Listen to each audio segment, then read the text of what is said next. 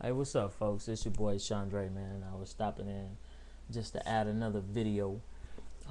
I've been looking at a whole lot of stuff, man. A whole lot of responses, a whole lot of negativity, which I don't really mind the negativity because ignorance is gonna be what it is. It's ignorance. So I really would have to ask that the average individual that lacks any type of mental depth or any kind of mental intellectuality, please refrain from leaving comments that shows that your IQ is less than that of a crumpled cigarette pack. Make any sense? Cool. I thought it was fly. But anyway, I just want to touch on a couple of points here on boxing that a lot of people are leaving comments. I know I'm kind of pressed for time on YouTube now. They restricted everybody to 10 minutes. So I'm going to run this down real fast. I got a couple of points to touch on. First point being about boxing and boxing eras, not ERRORS, but ERAs. Okay? We can't sit and say that individuals from our boxing era, from our decades, give them 2 or 3, are the greatest of all time. We can't pit those individuals against those fighters of back in the heydays. We can't pit those individuals against fighters in the 1800s, in 1900s, 1910, 1920, things of those natures. Those fighters will fight 15 rounds for $10,000 or $20,000. You hear me? And those were humongous paydays back then for to have a fighter to get over $20,000. So the fighters nowadays are much like the players in the NFL. The NFL players, they don't want to push that extra mile. They don't want to push that extra little yard because they're afraid of losing their endorsements. Everything is about money. Everything circles around money. So that kind of makes things kind of pathetic in a sense because you'll never know that person's or that team's true potential because they're afraid of losing out on money. Back then, it wasn't about money. It was about pride. It was about you being the best that you can be. It was about you being an individual standing up against the masses. And that's no longer today. So we can't sit and say these individuals are the best in of all time. We can say these individuals are the best in our generation, in our era, but not back then. Because those fighters will never get to fight these individuals except on some kind of artificial assimilation, such as on PlayStation 3 or something. So come on, people, let's be realistic about it, all right? And let's also touch on something else. A lot of people keep saying, and I guess I'm going to have to talk about Manny Pacquiao and Floyd Mayweather because a lot of people keep saying their names and when they respond to me or they ask me questions. So I chose to do this video. I always say that Manny Pacquiao is a slugger / brawler, and that's what he is. No matter what anyone else says that's emotionally attached to this particular fighter that really don't know boxing as a whole. I mean, Manny Pacquiao does not encompass boxing as a whole. I don't care how humble people say he is or how God-fearing they say he is. He does not encompass boxing as a whole. Manny Pacquiao is a slugger / brawler. He needs an individual to stand in front of him to look good. A person that boxes against Manny Pacquiao, they make him look average. So his trainer, Freddie Roach, knows to pit him against individuals that will stand face to face and brawl with him. Cotto's no different. The new De La Hoya is no different. Hatton, we all know, is no different. And Marquez, be it that he is a boxer, brawler, because he has great boxing ability, but he needs you to be right here on him so that he can counterpunch to make, his fight game come to life. So to rank him amongst the greats for just being a brawler, no, I can't do that. And Pacquiao, when he fights, because he darts in and out and moves back, that does not make him a great boxer.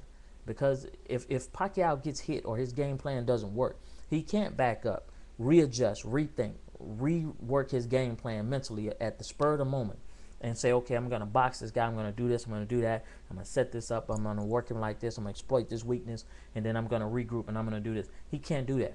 When Manny is hit or he's hurt, Manny backs up, throws his hands in the air or bangs his gloves together, and he comes right back in doing the exact same thing he did before he got hit or hurt. So please stop telling me that Manny is a superb boxer. He's not. He's a brawler. He's a slugger. I mean, granted, he's very entertaining. I mean, because in every category, we have a fighter that we like for that category. You have your pure boxers, you have your brawlers, your sluggers, your punchers, your boxer punchers, your this, that, and the third with the combinations of them. But every fighter falls into these categories, okay? And let's just get that clear, okay? And now on Mayweather's part, a lot of people say he's a runner. He does this, he won't stand still. And Marquez has the nuts to stand still and fight toe-to-toe. Okay, Marquez is a boxer, brawler. He needs you to brawl so he can counterpunch you. He needs you right here because he can't stand distance-wise and outbox the average person. Mayweather is a pure boxer.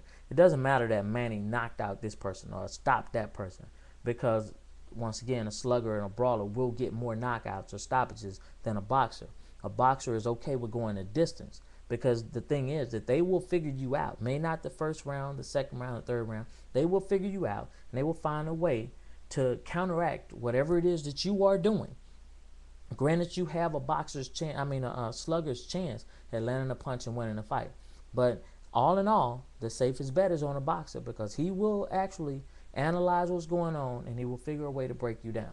So me personally, being a boxing fan, not just a fan of an individual, I love boxing and I know boxing and that's what I like. Muhammad Ali, Sugar Ray Robinson, all these people, the greats that everybody keep bringing up, these individuals never stood toe-to-toe unless they were forced to and they didn't have a chance. Other than that, they danced around and they boxed. People back then, they knew boxing. They would never call them runners because they weren't. They will outbox you, hurt you, and beat you. And that's just what it was. People, let's see boxing for what it is. Boxing is a sweet science. It's about hitting and not getting hit. It's about exploiting that person's weakness and counteracting it and coming out victorious. It's about the W in the end. It's not about who lost a tooth or got their lip split, all right? Let's get that out of the way. Please do not write me saying that I don't know anything about boxing when it seems like it's the other way around, all right? And what other topic? It was a couple of people wrote me about a lot of things, but now that I'm giving only like 10 minutes, I really can't elaborate on everything that people have asked me. But like we talk about our fighters, and we talk about them as if they were surpassed all of these other fighters that ever fought in life, and we can't do that. Leave those fighters where they are. Leave their glory where their glory is. And let's just continue to love the sport, build the sport, and support the sport, and let the sport be what it is, all right?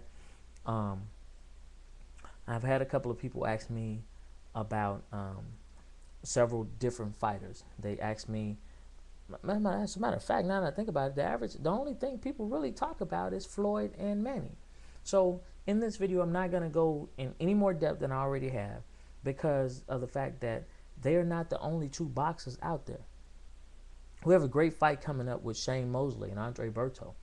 I've been watching Andre Berto since he was an amateur, but a lot of people who are just in love emotionally with a certain fighter, it's like they don't even watch the rest of the boxing world that's coming to pass.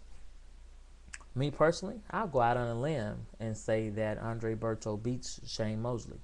As long as Andre Berto gathers some type of head movement, because he has no little or no head movement.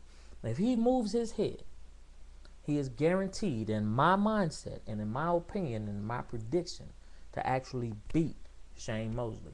Granted, Shane Mosley is a good fighter, but if you go back and watch any of Shane's fights, and when I speak on a boxer, I say any because I dissect him and I know him. So you can watch any of his fights. If Shane Mosley is hit to whereas it hurt or it draws a reaction from the crowd, he wants that lick back. In his mindset, he won't do good unless he gets that lick back. So he goes in wild with the overhand right. And he will close his eyes and throw the punch. So hopefully he doesn't do that against Berto. If he actually does what he does, because he can outbox the average person, then he should win the fight. But if he goes in there and he loses track and thinking Berto is a pushover, Berto displays some head movement, he can easily outbox Shane. His combinations are quicker, his power, everything. He will beat Shane down. And I know this, right? So feel free to leave your comments. I'm out of time. I only got a couple of seconds, so I won't go into depth about anything else. But your racist comments, leave to yourself. If you're not going to write something with some sense or do some video comments, don't write at all. And until next time, I'll holler at you. Hit me up. All right? Chandre. Peace.